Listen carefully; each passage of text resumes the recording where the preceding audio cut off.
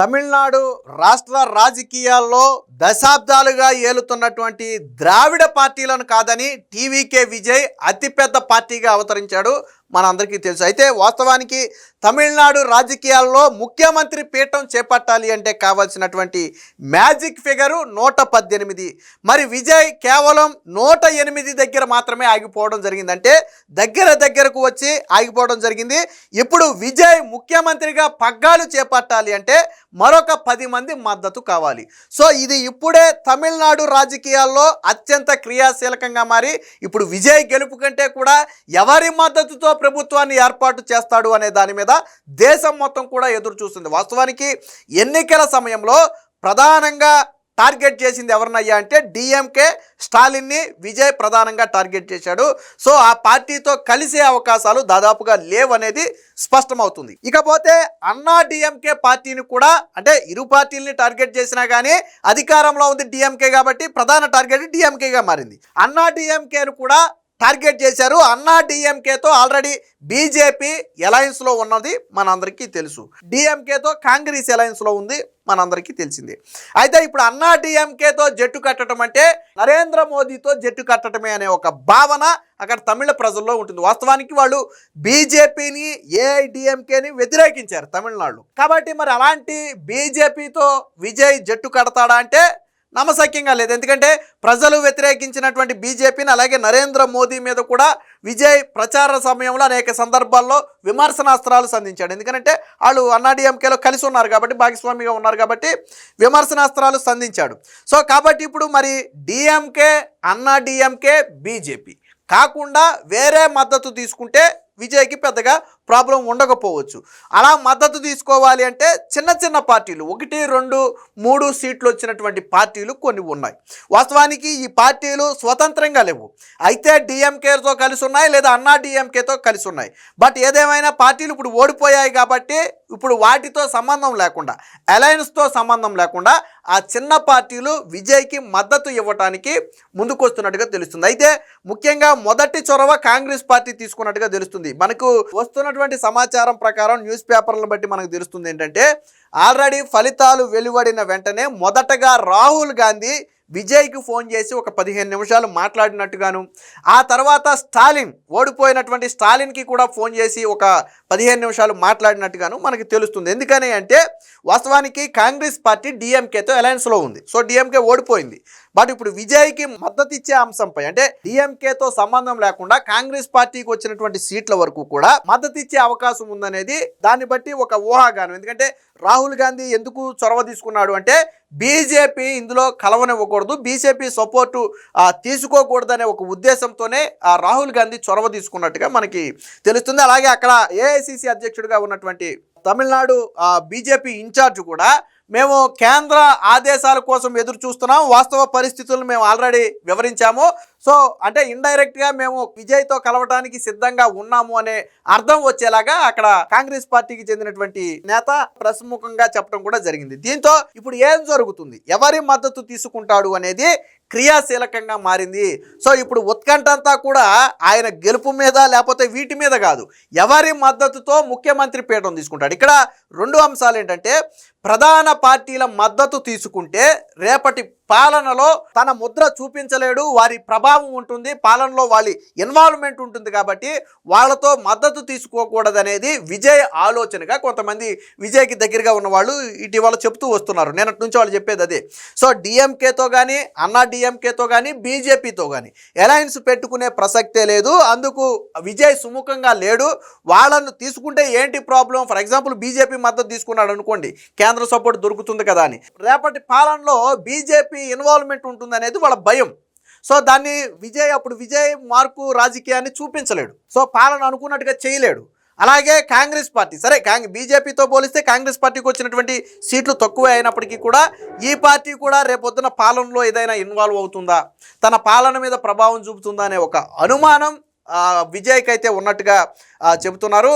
మొత్తంగా గెలుపు కంటే కూడా ఇప్పుడు విజయ్ ఎవరి మద్దతుతో సీఎం పీఠాన్ని అధిరోహిస్తాడు అనేది రాజకీయ వర్గాల్లో చర్చలుగా మారింది. వాస్తవానికి విజయ్ కూడా నిన్నటి నుంచి అంటే ఫలితాలు వెలువడిన దగ్గర నుంచి అంటే మ్యాజిక్ ఫిగర్కు దగ్గరగా వస్తారనే ఒక అంచనాతో ఉన్నారు. వాస్తవానికి 115 దాకా రావచ్చని మొదట్లో విజయ్ భావించినట్టుగా తెలుస్తుంది. బట్ 108 దగ్గరే ఆగిపోవడంతో ఇప్పుడు 10 మంది మద్దతు కావాల్సి వచ్చింది. అలాగే బయట నుంచి ఏదైనా మద్దతు తీసుకుని ప్రభుత్వాన్ని ఏర్పాటు చేయొచ్చా అనే అంశాన్ని కూడా పరిశీలిస్తున్నారు. బట్ అది ఎంతవరకు సక్సెస్ అనే చూడాలి. బయట నుంచి మద్దతు తీసుకుని రేపు ప్రభుత్వాన్ని ఏర్పాటు చేస్తే వారి మద్దతు విరమించుకుంటే ప్రభుత్వం పడిపోతుంది. సో అది కూడా రాజకీయంగా విజయ్కి ఇబ్బందిగా మారుతుంది. సో వాస్తవానికి విజయ్ ప్రపంచమే సృష్టించినప్పటికీ కూడా మ్యాజిక్ ఫిగర్ను అందుకోకపోవడంతో ఇప్పుడు అక్కడ రాజకీయాలన్నీ కూడా ఒక్కసారిగా అంటే ఇప్పటి వరకు ఫలితాల వరకు ఒక ఎత్తు అయితే ఫలితాల తర్వాత ఇప్పుడు విజయ్ ఎవరితో కలుస్తాడు అనేది మరొక ఎత్తుగా మారింది. బట్ ఆ పార్టీ కీలక నేతలు ఎవరు కూడా విజయ్దే తుది నిర్ణయం, ఎవరూ కూడా ఇందులో జోక్యం చేసుకునే అవకాశం లేదు. విజయ్ ఏది చేసినా ప్రజల మంచి కోసమే చేస్తాడని చెప్పి వాళ్ళైతే చెప్తూ వస్తున్నారు. సో ఈ ఎవరితో కలిసే అవకాశం ఉంది, ఎవరికి ఎన్ని సీట్లు వచ్చాయనేది మనం ఒకసారి పరిశీలిద్దాం. సో ఇక్కడ మనం చూస్తే విజయ్ కలిసేది ఎవరితో అనేది చూస్తే తమిళనాడులో విజిల్ మోత మోగించిన విజయ్ పార్టీ టీవీకే ప్రభుత్వ ఏర్పాటుకు అవసరమైనటువంటి మ్యాజిక్ ఫిగర్ 118 సీట్లు సాధించలేకపోయింది. 108 స్థానాలతో అతిపెద్ద పార్టీగా అవతరించింది. ప్రభుత్వం ఏర్పాటు చేయాలంటే మరొక 10 మంది ఎమ్మెల్యేల మద్దతు తప్పనిసరి. ఆ 10 మంది ఎవరు, ఏ కూటమి నుంచి వస్తారు అనేది ఒక పెద్ద ప్రశ్నగా మిగిలింది. భాజపా డిఎంకేలను విజయ్ సూటిగానే విమర్శించారు. మరి ఇప్పుడు ఆ 2 పార్టీలలో ఒకదాని సాయం కోరతారా, ఈ 2 కాకుండా ఇతర పార్టీల సాయం తీసుకుంటారా అనేది తమిళనాడు రాజకీయాల్లో ఒక ఉత్కంఠగా మారింది. అంటే విజయ్ ఇప్పుడు తీసుకునే స్టాండ్ను బట్టి విజయ్ ఆలోచన ఏంటి అనేది కూడా ప్రజలకు అర్థమైపోద్ది. అంటే అధికారమే పరమావధిగా విజయ్ భావిస్తున్నాడా, లేదు తన మార్కు రాజకీయాలతో తమిళనాడులో మార్పు తీసుకురావాలనుకుంటున్నాడు అనేది ఇప్పుడు విజయ్ తీసుకునే నిర్ణయాన్ని బట్టి అర్థమవుతుంది. అధికారమే పరమావధిగా భావిస్తున్నాడు అంటే ఖచ్చితంగా డిఎంకేతో డిఎంకేతో అలా కలవడు కాబట్టి అన్న డిఎంకేతో కలిసే అవకాశం ఉంటుంది, లేదా బీజేపీ మద్దతు తీసుకునే అవకాశం ఉంటుంది. లేదు నేను నా మార్కు రాజకీయం నేను చూపించాలి, నేను చేసిన విమర్శలన్నీ నిజమే, రాజకీయంగా అంటే రాజకీయ లబ్ధి కోసం చేసిన విమర్శలు కాదు అని విజయ్ చెప్పాలి అనుకుంటే ఖచ్చితంగా వాళ్ళని కాకుండా ప్రత్యామ్నాయం ఆలోచించాలి. సో ఏం చేస్తాడనేది చూడాలనుకోండి. ఇక కాంగ్రెస్ నుంచి సానుకూల స్పందన. డిఎంకే కూటమిలోని కాంగ్రెస్ పార్టీ ఇప్పుడు టీవీకే వైపు మొగ్గు చూపుతున్నట్లుగా కనిపిస్తుంది. ఫలితాలు వెలువడ్డాక కాంగ్రెస్ అగ్రనేత రాహుల్ గాంధీ నేరుగా విజయ్కి ఫోన్ చేసి 15 నిమిషాలు మాట్లాడారు. ఆ తర్వాత ఆయన డిఎంకే అధినేత స్టాలిన్తో కూడా మాట్లాడారు. అనంతరం ఏఐసిసి తమిళనాడు ఇన్ఛార్జ్ అయినటువంటి గిరీష్ కూడా కొన్ని కీలక వ్యాఖ్యలు చేశారు. విజయ్కి మద్దతు ఇచ్చే విషయం కోసం ఎదురు చూస్తున్నట్లుగా చెప్పారు. తమిళనాడులో యువత ఆకాంక్ష ఏంటనేది మేము అధిష్టానానికి ఆల్రెడీ చెప్పాము. సో అధిష్టానం ఏ నిర్ణయం తీసుకుంటే ఆ నిర్ణయానికి మేము కట్టుబడి ఉంటామని చెప్పి ఆయన ఏఐసిసి అధ్యక్షుడు అయితే చెప్పాడు. సో ఇక చిన్న పార్టీల వైపే విజయ్ మొగ్గు. నేను ఇందాకే చెప్పినట్టుగా విమర్శించిన పార్టీలతో అలయన్స్ కలుపుకోవటం అనేది, వాళ్ళ మద్దతు తీసుకోవటం అంటే ప్రజలు హర్షించకపోవచ్చు. కాబట్టి చిన్న పార్టీల మద్దతు తీసుకోవాలని విజయ్ భావిస్తున్నట్టుగా తెలుస్తుంది. సో చిన్న పార్టీలు అంటే ఏంటనేది మనం ఒకసారి చూస్తే భాజపా, అన్నా డిఎంకే కాకుండా ఇతర చిన్న పార్టీలతో విజయ్ కలిసేందుకు ఉత్సాహం చూపిస్తున్నారు. అలాంటి పార్టీల్లో డిఎంకే కూటమి నుంచి అంటే ఆల్రెడీ వీళ్ళు స్టాలిన్తో మొన్న జరిగిన ఎన్నికల్లో స్టాలిన్తో కూటమిగా ఉన్నటువంటి వ్యక్తులు. సో దీని నుంచి వీసీకేకి 2 సీట్లు ఉన్నాయి, సిపిఐకి 2 సీట్లు ఉన్నాయి, సిపిఎంకి 2 సీట్లు ఉన్నాయి, డిఎండికేకి 1 సీటు ఉన్నాయి. అంటే ఇది మొత్తం 3 రోళ్ళు 6 1 7 సీట్లు అయితే ఇక్కడ వీరుకున్నారు. వీళ్ళు వాస్తవానికి నిన్నటి వరకు కూడా డిఎంకేతో పొత్తులో ఉన్నటువంటి పార్టీలు. కాకపోతే ఇప్పుడు ఓడిపోయింది కాబట్టి వీళ్ళు ఇండివిజువల్గా బయటకు వచ్చేయచ్చు. ఇకపోతే ఎన్డీఏ అంటే అన్నా డిఎంకే కూటమి నుంచి ఎన్డీఏ నుంచి కనుక మనం చూసుకుంటే అందులో ఉన్నటువంటి పార్టీలో పిఎంకే పార్టీకి 4 సీట్లు ఉన్నాయి.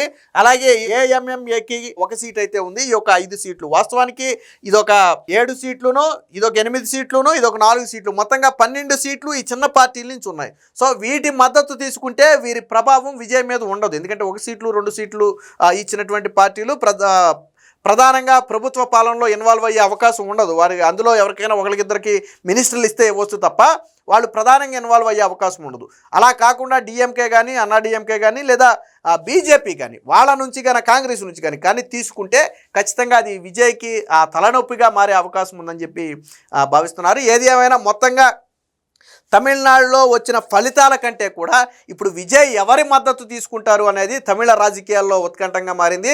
సో దీనికి సంబంధించి ఇవాళ లేదా రేపు సాయంత్రానికి ఒక క్లారిటీ వచ్చే అవకాశం ఉంది. ఎందుకంటే దీన్ని ఎక్కువ రోజులు నాంచడం కూడా కుదరదు. ఎందుకంటే ఎవరి మద్దతు తీసుకుంటున్నారు అనేది తెలియాలి. తర్వాత గవర్నర్కి తన మద్దతు నిరూపించుకుంటూ గవర్నర్కి వీళ్ళందరూ లేఖను సమర్పించాలి, ప్రభుత్వాన్ని ఏర్పాటు చేయడానికి అవకాశం ఇవ్వాలని చెప్పి విజయ్ కోరాలి. సో ఈ ప్రాసెస్ అంతా ఉంది.